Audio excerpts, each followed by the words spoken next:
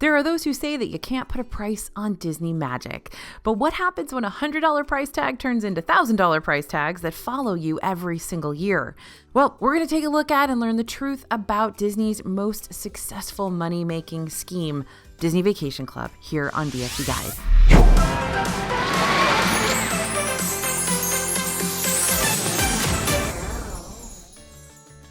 Hey everybody, it's AJ for Disney Food Blog. The Disney Vacation Club, or DVC for short, is a term you might have heard thrown around the Disney parks before. But today we're going to dive into the truth behind this program. A lot of you have been asking for this video, and it's time. So here are the questions we're going to seek the ultimate truth for. Is the DVC membership program actually a good deal for those investing in it? How did the global pandemic impact pre-existing DVC members? And is there a way you can save money on your upcoming hotel stay, even if you're not a Disney Vacation Club member? Before we get into it, let's clarify a few things first, because the DVC realm can be a confusing and intimidating place for a lot of people. So what is the DVC membership? Time for a quick Disney lesson before we get into the real juicy stuff. Disney Vacation Club as a membership program was established back in 1991 under Disney Vacation Development, Inc., which is a branch of the Walt Disney Company. And it was during the reign of former Disney CEO Michael Eisner. Now brace yourself, because what I'm going to say next might make your eyes roll, like really hard. But this is real interesting stuff here, folks, so hang tight. Essentially, DVC is Disney's version of a timeshare program, but with a more flexible twist, and I use the term flexible loosely here. If you're super into vacationing at Disney and are going, wow, yeah, I want to make sure I'm vacationing with the mouse as often as possible, then you can purchase a real estate interest for a Disney Vacation Club resort. The investment covers about 50 years of real estate with a Disney-owned resort of your choosing. Some of you out there are probably thinking, oh my gosh, that's literally half my life. While others are going, oh yay, that's literally half my life for a Disney Vacation Club resort. You got a ton of hotels to choose from, which I'll post up on the screen for you now. Notice that the resorts listed aren't just for Disney World and Disneyland. You've also got Disney Vacation Club properties in Hilton Head, South Carolina, Vero Beach, Florida, and Aulani, Hawaii. So the DVC membership covers lots more different types of vacations than just theme park-centric ones. Now, once you choose the resort of your dreams, that'll become your home resort. That's where you buy into. This is where the flexibility comes into play. Along with choosing your home resort, you'll also need to choose the amount of annual vacation points you'll be given each year. There is a minimum of 150 points to 325 points you can choose to invest in, and these points are based on the size of the real estate interest for your home resort. Resort sizes range from studios, which cost the least amount of points, 1 to 2 bedroom suites or 3 bedroom grand villas, and those cost the most points. So yeah, you buy a bunch of points at a certain hotel, but you can spend your points anywhere Disney Vacation Club exists. So you don't have to stay in the same room at the same hotel on every single vacation the way you would with other timeshares. All right, it's already a lot to process, so let's look at an example of how this would work. If you purchased vacation points for, say, Disney's Riviera Resort, then you have the advantage of being able to book your stay here up to 11 months early. However, if you decided to be a little adventurous and stay somewhere outside your home resort, also using your vacation points, then you totally can do that, but you would have to wait until 7 months out to book that trip. So if you stay at your home resort, then you have more opportunity to get the room that you want during the time that you want it. So this 4-month difference is why it's so important for Disney Vacation Club members to pick a home resort they're really in love with. That way, you get a head start and first priority on booking your hotel room before everyone else. But there's more to a DVC membership than where you'll wind up resting your head each night. Let's talk about the pros of a Disney Vacation Club membership. Upon first glance, and before you know anything about the actual price ranges and membership terms, DVC sounds like it could be a pretty nice deal. I mean, how bad is it really to invest in future Disney vacations when you know you're going to go again year after year after year? Not to mention, a DVC membership gives you the option of banking your vacation points. If you don't plan on using them all during the current year, then you can bank them for the next year. Or you can borrow a certain amount of vacation points from next year if you plan on going all out on a Disney vacation this year. It's kind of like money in the bank. You can choose to add money to your savings account for a later date or take money out of your savings to help pay for a bigger vacation. But unlike a bank, saving back points for a later date isn't something you can just keep building on. DVC points do expire, and if you don't use them, you'll lose them. Just a tidbit of info to keep in mind for something I'll be talking about later on. But back to the sunshines and flowers, you also receive a lot of nice perks when you become a DVC member, which will make you feel all special and important every time you use them. For example, you'll not only be able to vacation at a Disney World resort, but you'll have additional access to vacation destinations around the world as part of Disney's World Collection. So you don't have to count out overseas travel if you invest in this particular timeshare. You can use your timeshare points other places around the world. As far as theme parks are concerned, you'll get extra savings on things like admission, special ticketed events, Disney dining, parks merch, and super exclusive invitations to members-only events like Disney Vacation Club fireworks cruises and Moonlight Magic events. There's also a newly renovated exclusive membership lounge on the top of Bay Lake Tower at Disney's Contemporary Resort called Top of the World Lounge, a villain's lair that only DVC members have access to. Oh, and DVC members don't have to worry about paying for parking at their hotel when using vacation points, which is a nice little bonus too. But with some pros do come some cons for Disney Vacation Club. Now let's really talk about the costs here, and not just vacation points costs, like real money cost with actual dollar signs and everything.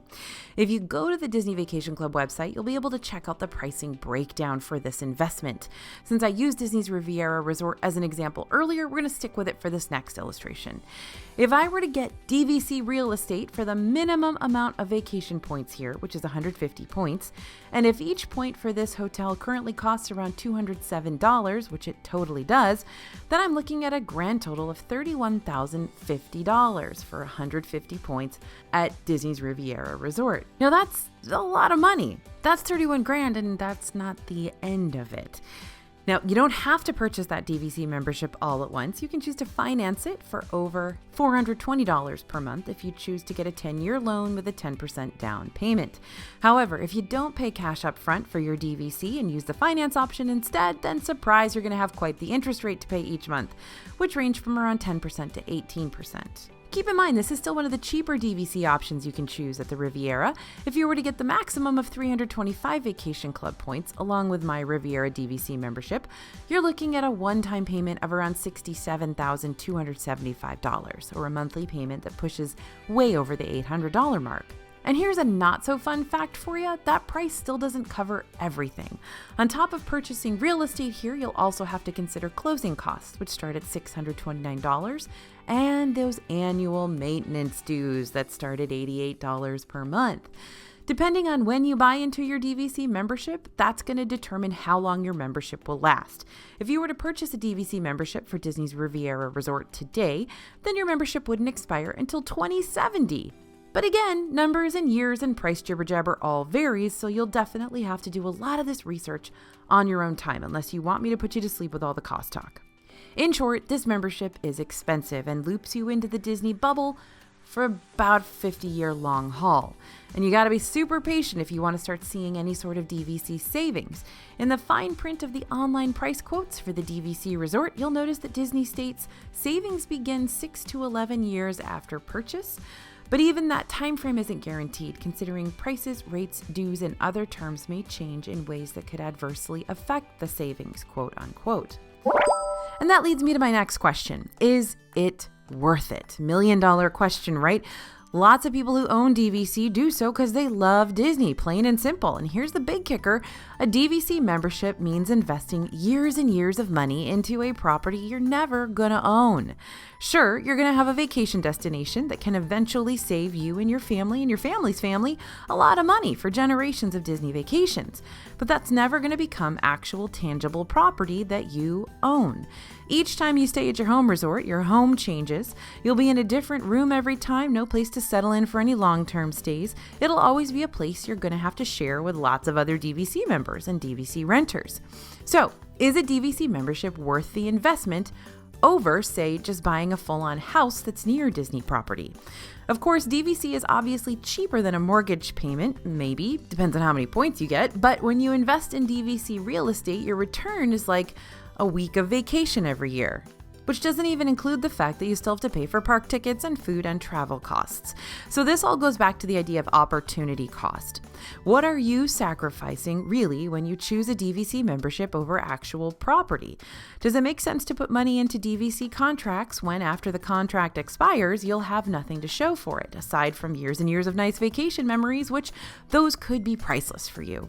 Or does it make more sense to invest money into something that'll provide you with a visible increase in return and benefits that'll last well beyond a DVC contract? The answer is going to be different for everyone, but since DVC is such a major decision and a big investment, these are the questions you've really got to ask yourself before making that leap of faith into the Disney Vacation Club decision. But I know what y'all are really here for. You want to know about the controversies. Obviously, DVC owners know they're going to have to pay a pretty penny for these memberships. So why are so many Disney Vacation Club members frustrated with what's going on right now? Well, we're going to dive in and spill the tea. Quick recap before we get into how the year 2020 swooped in and messed everything up for everyone. DVC equals an expensive long-term commitment that has flexible point systems and exclusive events and savings for its members. Got that? Cool. All fine and dandy. So what happened after the parks had their major shutdown? Well, during the 2020 shutdown, there were a lot of uncertainties surrounding the Disney company. In fact, some of those uncertainties, like the Disney dining plan and annual passes, are still lingering to this very day as mysteries. Resort reservations were postponed or flat out canceled for thousands of guests, including those with Disney Vacation Club memberships. DVC members started to panic. Were they going to lose the vacation points they'd invested in toward a canceled vacation? And what about the DVC points that were getting ready to expire? Would those be lost to the pandemic void? And how much money would be going down the drain for all Disney Vacation Club members during this shutdown? Well, it didn't help that DVC members were receiving mixed messages throughout the month of March. When the shutdowns first started, DVC members who had booked vacations during March 16th to March 31st, aka that original, "we're only going to close for 2 weeks," shutdown, were able to modify or cancel their Disney Resort room reservation or Walt Disney World Travel Company package up to their original check-in date. However, if a member left their reservation as is, their vacation points would automatically be credited back to their account within 7 days of their OG check-in date. Sounds simple, right? But then the closures extended and more DVC reservations were canceled on a week-by-week basis. On March 28th, DVC members were notified that vacation points returned due to a cancellation of a resort reservation would not be placed in a holding account and would be returned to the current use year. That became a rather strict timeline for many who were still uncomfortable with the idea of traveling during 2020, even after the Disney resorts started to reopen. And for those attempting to rebook their vacations, many DVC members were left up a creek without a paddle. They faced long wait times on the phones before finally being connected to a representative, and when members were finally connected with a DVC advisor, they learned how incredibly short their window to rebook their vacation really was. It didn't give members a whole lot of options in the midst of an unpredictable pandemic. In general, DVC members in the midst of the pandemic couldn't catch a break. Even in the middle of challenging medical concerns and potential layoffs, DVC loan payments couldn't be postponed, and members were stuck paying for uncertain vacations. On top of that, members who still wanted to borrow points and complete a reservation would temporarily only be able to borrow up to 50% of their future vacation points per contract, as permitted by home hotel rules and regulations. So let's put this in less formal terms. You know how I mentioned that you could borrow a certain amount of vacation points from your next year's annual allotment to pay for the bigger room or the longer stay this year? Before the pandemic, you used to be able to borrow all your points from next year, but when this new pandemic rule was initiated, it put a cap on borrowed points at 50%, meaning if some members wanted to try to book a more grandiose stay, they may not be able to with the amount of current and borrowed points in their inventory, particularly those who pay for the minimum of 150 points annually. And even though it was originally stated that this would be a temporary change, DVC members dealt with this 50% cap until just recently. Literally July 12th, another email was sent to DVC members announcing the lifted borrowing cap. And there was much rejoicing all throughout the DVC community, but still. Now, when resorts started to reopen after the 2020 closures, there were still other issues popping up for DVC members, and some issues are still lingering for members today. So more issues? What do you mean there's more issues? Well, after the pandemic shutdown, and especially once the theme park capacity started to rise, the Disney parks began to see a lot of bounce back travelers. If you've been to the park since capacity has increased, then you've probably already felt the impact of this sudden spike in guest attendance.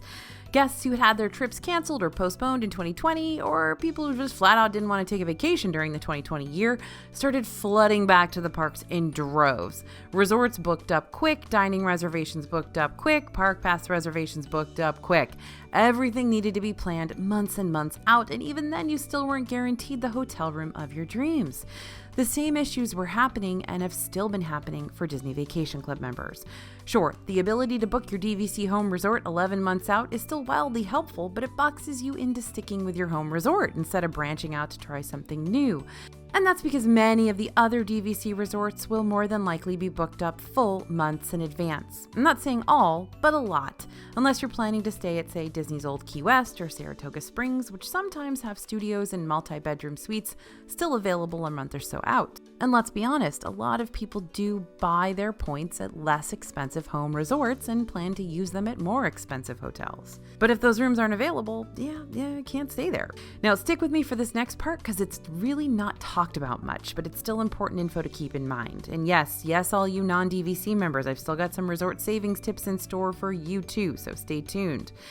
Let's say a DVC member wanted to book a stay at a non-DVC hotel using their vacation points simply because they couldn't find another DVC resort to book. Once you make the decision to use vacation points for a non-Disney Vacation Club stay, then your vacation points will transform into reservation points. And here comes trouble. Turns out value resorts can end up costing you more than Disney Vacation Club resorts if you use this method. According to the Disney World website, during the last fall season, a 2-bedroom villa at Old Key West, which sleeps up to 9 guests, was 35 to 39 points per night. But a Cars family suite at Disney's Art of Animation that sleeps up to 6 people for the exact same time frame was 43 to 47 points per night. Granted, it seems Disney is attempting to address their DVC shortage problem and is currently in the works on some new DVC villas. Disney's Polynesian Village Resort is going to be adding new DVC villas to the resort come late 2024. And Grand Floridian just opened their brand new Disney Vacation Club location. Disneyland is also building a 12-story tower next to the Disneyland Hotel for Disney Vacation Club members. It'll be an L-shaped tower with 350 villas. But will the expansion solve all the lingering issues going on with DVC? Let's talk about benefits. Turns out DVC hotel stays aren't the only prevailing riders aboard the struggle bus. Along with resorts being lots harder to book than they were pre-pandemic, many of the fun extra benefits also started to take a major hit. Remember those after-hours DVC events I mentioned earlier? First off, much like any standard after-hours event, you still have to pay for a DVC after-hours event too. And second, those DVC events book up real fast, as in don't think, just book fast. And if you miss your window of opportunity for a certain event, you're going to be out of luck, which can feel kind of crummy when you're giving Disney tens of thousands of dollars and can't even get into their thanks for funneling your money our way, except pay for an extra ticket here events. Once upon a time, DVC members could get discounts on annual passes and renewals, but now if you're an out-of-state resident, you only have the privilege of purchasing a Pirate Pass as an out-of-state DVC member instead of having the most expensive Incredipass as your only option. Speaking of annual passes, you know those DVC discounts I mentioned earlier for food and merchandise? They really aren't any different from the discounts you're going to get as a pass holder. And if you're both a pass holder and a DVC member, you can't stack your discounts and create one mega discount. You just get the standard 10 to 20% off at select restaurants and shops. So the lesson here, the DVC perks are just that. Perks.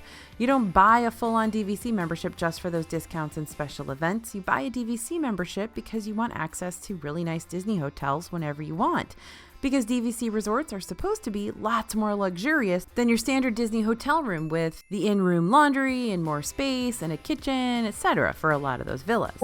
So big question. You can check out anytime you'd like, but can you ever really leave? Eagles reference, anyone? Yeah. Well, let's say you're a DVC member who's getting to the point where the bloom has rubbed off. Can you just call it quits on your DVC? I mean, 50 years is a long time, y'all, and something might happen in your life that doesn't make this a good use of your money anymore. But getting out of DVC isn't easy. Remember, you're still essentially buying real estate here, so you can't exactly cancel a DVC like you can a standard Disney resort stay. You do have a few options, though, that you can consider. First, you can attempt to sell your DVC back to Disney. Disney has the first right of refusal for selling vacation points, so before you sell your points to anyone, you have to offer them back to Disney first. Disney can make an offer based on how many years are left on your contract, but if they decline, you can move on to option 2. selling your points on the resale market. This is where you might need to hire a licensed real estate broker to help you consider your resale options. The Disney Vacation Club also recommends you calling their quality assurance manager for further advice, but Disney itself does not have a resale department. Honestly, if you or someone you know is thinking about jumping into the resale trenches, I'd recommend looking into DVC by Resale, which is an unofficial place to buy and sell your DVC points. All the properties listed on their homepage are kept in real time, so you don't have to worry about browsing through outdated information when making that important decision. Then there's option 3, which is where anyone who doesn't have or doesn't plan on ever owning a Disney Vacation Club membership comes into play.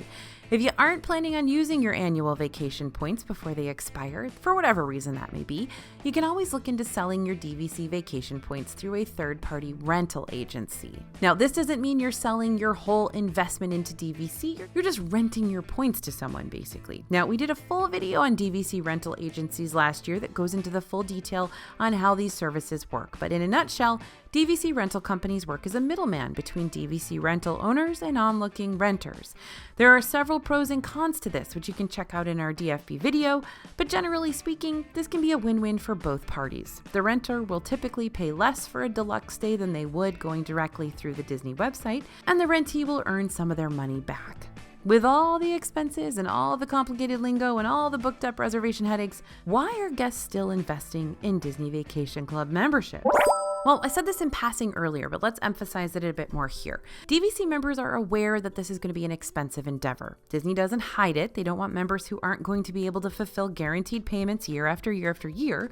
So if this is something you're considering, you've probably already started to budget out how it's going to work for you and your family. Truth is, DVC members really love Disney, and many of them, especially those with home resorts over at original DVCs, grew up with DVC, and some have even inherited DVC memberships from relatives.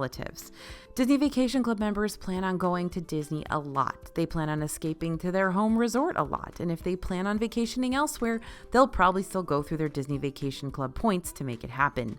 We've got a few members on the DFB team with DVC memberships, and when I reached out to ask why DVC was the right choice for them, they responded with, simple, we love vacationing in Disney, and Disney Vacation Club can provide that year after year on a much more luxurious level. Plus, when you scan into your hotel, it's comforting to hear that welcome home chime. It feels nice to call Disney a home away from home. But keep in mind, our DFB team members with DVC memberships were well researched before biting the bullet. If you've only gone to Disney a couple of times and think a DVC membership is right for you, go a few more times, and a few more times after that. Or maybe invest in an annual pass first whenever those return for out-of-state guests, and see if you can get your money's worth out of that price first, just to test the waters. Also, check to see if there are better investments for that money that could offer better returns. It's entirely possible to invest your $30 to $60K plus maintenance fees in something else that will give you a return that still allows you to vacation at Disney every year. In short, make sure you're not in a honeymoon phase with Disney, because you can't get bored of a Disney vacation if you decide to invest years of your life into it. Otherwise, you'll be trapped in a Disney timeshare with no easy way out. Now, if you're not a Disney Vacation Club member, then you're going to want to use these strategies when booking a Disney World hotel to save money on your upcoming stay. So consider using DVC rentals. I won't linger too long on this since I already talked about it, but for realsies, this method can end up saving you hundreds on a DVC resort stay. Or if you really think about it, since you're not going to be paying a flat-out DVC membership, you're technically going to be saving thousands. And you can also check out bounce back offers. If you're about to wrap up your Disney World vacation, you're thinking, man, I want to go immediately back. But again, you're kind of iffy on the whole lifetime membership stuff. Then you can always check and see if Disney has a bounce back offer available toward the end of your trip. The catch with bounce back offers is that you're going to have to book them before the end of your current trip, which doesn't give you a whole lot of time to think things through. But if you do decide to take the bounce back deal, you'll save a good chunk of money on your very next Disney vacation. Check in with the front desk of your resort so they can fill you in on the latest bounce back offerings if available. Or if, and only if, you're currently checked into a Disney World hotel room, you can also call 407-939-1923 and ask to hear about any bounce back offers you might be eligible for. But again, this number will not work if you're not currently staying at a Disney World hotel, not even if you have one already booked for a future trip. And you can also visit during down seasons. Resort prices do fluctuate depending on the season, so if you have the flexibility to book a vacation during one of Disney's down times, check room availabilities during the end of August, throughout the month of September, excluding Labor Day weekend, and at the beginning of the year, around the middle of January and through February, not counting those long weekends. You can also get a big room for less at Good Neighbor hotels. Good Neighbor hotels might not be directly owned by Disney, but they do partner with them. And these are fairly close to the Disney parks. Some of them are even on property. They've got the same types of Disney resort perks and can have spacious villas available for a cheaper price than even the Disney-owned value resort rooms. Just check out the Good Neighbor Resort website for more info. We always recommend the Swan and Dolphin. As you know, they're right on property, and you can walk directly to Hollywood Studios and Epcot from those hotels. You can also check for discounts on Disney websites. Disney usually has some sort of resort savings deal happening, which you can find on their special offers, deals, and discounts page on their websites. Always worth checking out because even some savings is still savings. And we also put out a newsletter every month that gives you all the deals and discounts happening on those Disney hotels right now. All right, now it's up to you. Is Disney Vacation Club the right choice for you and your kids' kids? Or will a one-and-done vacation with the mouse more than suffice? Of course, there's a lot more options than that. Let us know in the comments what you think. I know you have opinions about DVC. I've heard a lot of your opinions, and a lot of you have asked us to do this video, so I hope it's helpful for you because I know there's a lot that goes into researching and figuring out if this is the right use for your hard-earned money. Thanks for listening, everyone, and thanks for watching. As always, this is AJ for Disney Food Blog, and we'll see you real soon.